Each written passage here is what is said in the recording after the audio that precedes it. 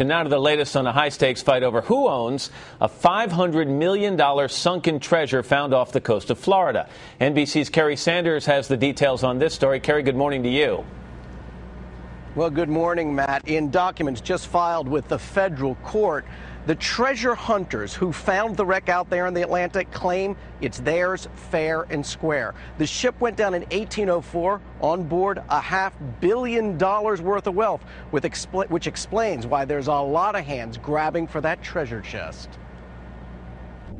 We got a load of stuff coming up on the sonar. Silver and gold coins. Man, look at them all down there. Odyssey Marine from Tampa, Florida thought the hard part was finding where the frigate named the Mercedes and her $500 million treasure went down. But now, 2 years after Odyssey quietly found the coins and artifacts about 100 miles off the Straits of Gibraltar, secretly brought the treasure to the surface, and then covertly flew it to the United States, it turns out the biggest challenge is figuring out who owns the booty. Odyssey claims finders keepers, it's theirs. Spain says not so fast. The Mercedes was a naval ship, and as a sovereign nation, its cargo belongs to Spain. Peru says Spain looted the silver and gold from the Inca Indians, so it rightly belongs to the Peruvian people.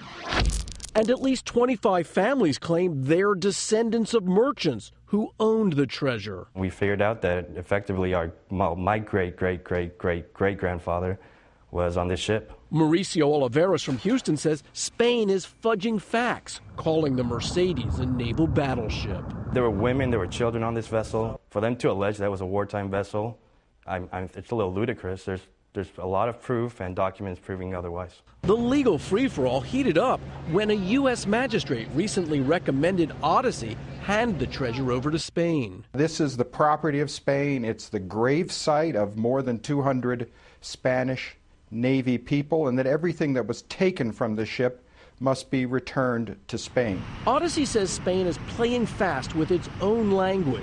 Aging Spanish records call the Mercedes a navio. Spain translates that to mean warship.